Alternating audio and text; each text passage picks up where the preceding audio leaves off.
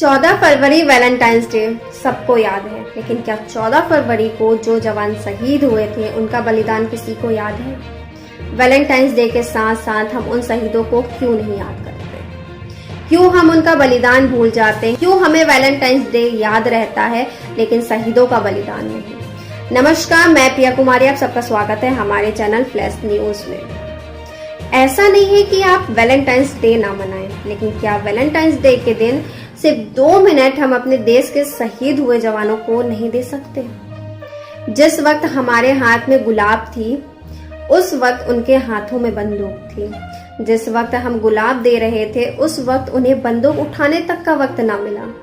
हम यहाँ प्यार के किस्से लिख रहे थे, हम यहाँ प्यार के किस्से लिख रहे थे और वो वहाँ हमारे देश के लिए शहीद हो रहे थे। हम आपसे एक सवाल पूछना चाहते हैं और वो ये है कि 14 फरवरी का दिन खास क्यों है?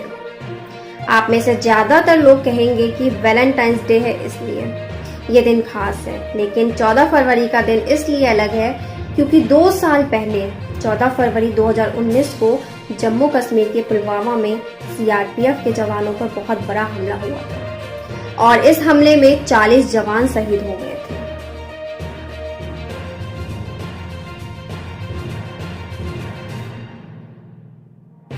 हमारे देश की याददाश्त बहुत कमजोर है और हम अक्सर ऐसी घटनाओं को भूल जाते हैं, लेकिन आज हम आपको पुलवामा हमले की एक बार फिर से याद दिलाएंगे। वैलेंटाइंस डे होने की वजह से आपके दिमाग में कोई नई फिल्म देखने का प्लान भी हो सकता है।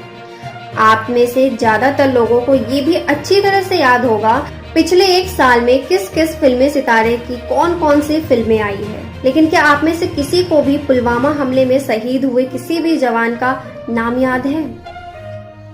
14 फरवरी 2019 को जम्मू कश्मीर में पुलवामा में सीआरपीएफ के 40 जवान एक फिदायीन हमले में शहीद हो गए थे, लेकिन क्या आपको इन जवानों में से किसी भी एक जवान का नाम याद है?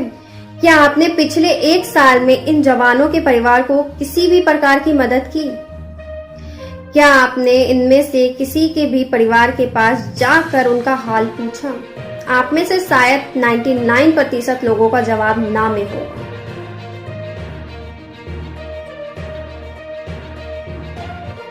इसलिए आज हम एक बार फिर से देश की उस याददाश्त को ताजा कर रहे हैं जिसमें फिल्मी सितारों और क्रिकेटर्स के लिए तो पूरी जगह होती है, लेकिन शहीदों की यादों को हमारा देश ज्यादा दिनों तक अपने दिल और दिमाग में नहीं रख पाता। 2 साल पहले पुलवामा हमले के बाद पूरा देश क्रोधित था, आक्रोशित था और गुस्से से उबल रहा था, क्योंकि 14 फरवरी 2019 को कश्मीर के पुलवामा में हमारे सुरक्षा बलों पर सबसे बड़ा हमला हुआ था।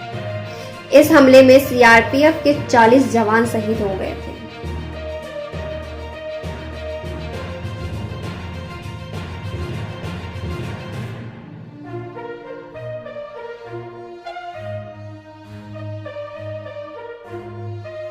ये हमला 2016 में उरी में हुए आतंकवादी हमले से भी बड़ा था और इसने पूरे भारत के धैर्य और सब्र को तोड़ कर रख दिया था।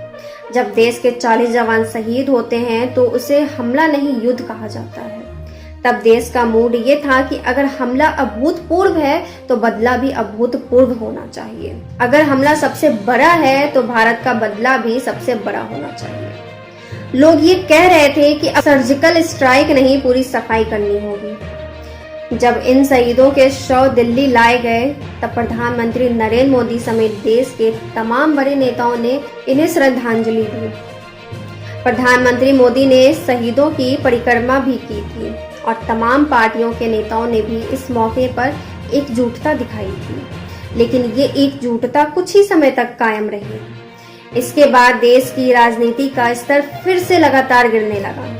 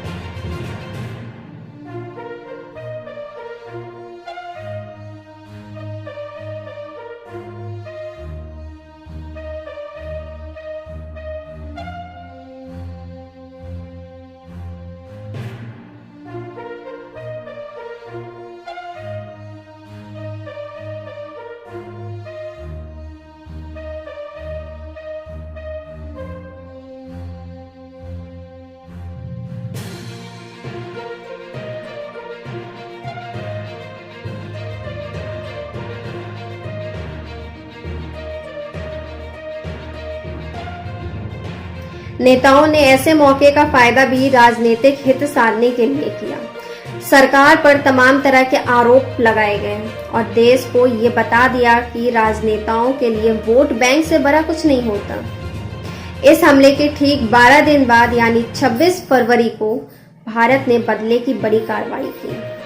भारत के 12 मिराज 2000 फाइटर जेट्स ने पाकिस्तान के बालाकोट में जैसे मोहम्मद के उस ठिकाने पर बम बरसाए जहां आतंकवादियों को भारत पर हमले के लिए ट्रेनिंग दी जाती थी। इस हमले में 250 से 300 आतंकवादियों के मारे जाने का दावा किया गया था। तब पूरे देश में राष्ट्रवाद चरम पर था। लोग भारत माता की जय के नारे लगा रहे थे। सब पाकिस्तान पर की गई इस बदले की कार्रवाई से बहुत खुश थे और ऐसा लग रहा था कि अब इस देश को कोई तोड़ नहीं पाएगा और इस देश की जनता अब कभी राष्ट्रवाद को तिलांजना नहीं देगी। लेकिन दिन और हफ्ते बीतने के साथ साथ देश ने सब कुछ भुला दिया। देश का पूरा ध्यान होली, दिवाली जैसे त्योहारों पर केंद्रित हो गया और राजनेता चुनावों की तैयारियों में जुट गए और चुनावी तैयारी के नाम पर देश की सरकार पर ही सवाल उठाए जाने लगे। कुछ नेताओं ने तो पुलवामा हमले को भारत सरकार की साजिश बता दिया, तो कुछ नेताओं ने एयर स्ट्राइक की सबूत भी मांगे।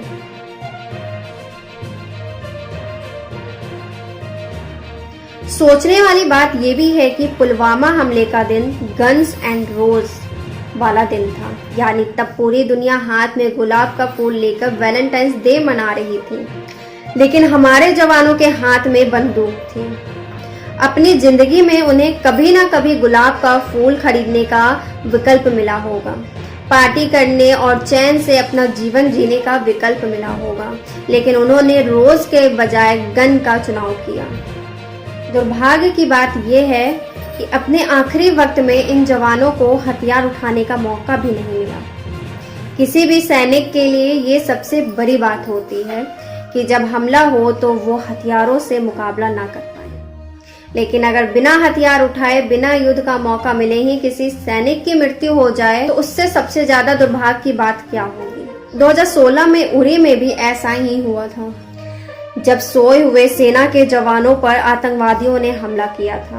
और 14 फरवरी 2019 को भी जम्मू कश्मीर के पुलवामा में भी ऐसा ही हुआ, जब सीआरपीएफ की गाड़ी पर अचानक आत्मघाती हमला हो गया। तो इस बार 14 फरवरी को वैलेंटाइंस डे के साथ साथ उन शहीदों को भी 2 मिनट जरूर दें।